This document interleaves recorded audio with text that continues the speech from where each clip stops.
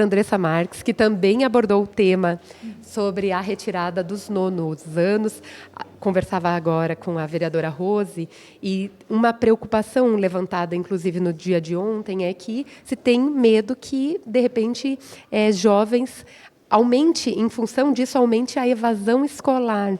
É algo que é preocupante mesmo, principalmente se não foi feito com o diálogo, né, vereadora? Com certeza. Vai ser uma questão de tempo, Carol, para a gente perceber que as crianças, os adolescentes vão deixar de ir para a escola mais cedo, porque hoje no ensino médio isso já é uma realidade na nossa sociedade. Enquanto a gente continuar tratando educação, saúde, enfim, serviços básicos para a população como gasto e não como investimento, a gente vai continuar com esses problemas.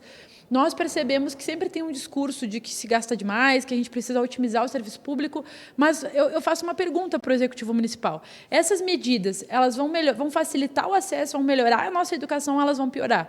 Se elas não vão melhorar, obviamente essas medidas não poderiam ser tomadas. Para mim é uma questão óbvia, mas a gente muitas vezes fala o óbvio aqui, e isso não é escutado, não é atendido, tomam decisões arbitrárias sem conversar com a população, mas nós estamos aqui para defender os interesses da maioria. Então, nos preocupa sim, né, porque nós queremos que todas as crianças e adolescentes tenham acesso a uma educação de qualidade. A nossa educação municipal, ela é sim muito boa e nós precisamos fortalecer ela. A gente não pode retroceder. Então, a gente vê na nossa cidade que as boas coisas que nós temos, esse governo está dando jeito de atacar. Isso é preocupante. Nós não podemos criar o caos na nossa cidade em nome de interesses de poucos.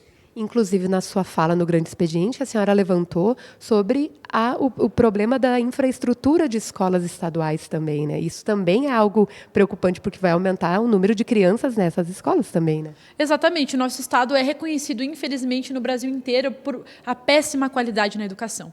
E a gente viu, por exemplo, agora o Eduardo Leite, ao invés de pensar como reestruturar as escolas, vai pagar uma bonificação para os professores que tiverem melhor desempenho. Como vão ter melhor desempenho em escolas sucateadas, que não têm refeitório, que não tem ginásio, que não tem banheiro, que não tem o básico para trabalhar? Às vezes não tem nem professor, Carol. Então, vai bonificar uma lógica de meritocracia, né? Vai tratar estudantes que muitas vezes não têm condições do básico como se fossem números. A nossa educação, ela não precisa de números, ela não precisa de tabelas, ela não precisa de indicadores que tentem maquiar a sua realidade. É só ir numa escola estadual que vão perceber o retrocesso que nós temos no nosso estado e o que nós vamos ter na nossa cidade se essa medida, de fato, ela for tomada. Nós queremos que isso seja revogado, né? Nós queremos que o município ele pare com todo esse processo até que a gente possa debater, de fato, com a comunidade escolar alternativas que vão qualificar a nossa educação.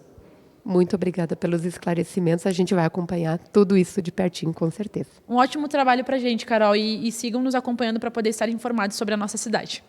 Obrigada. A gente destaca de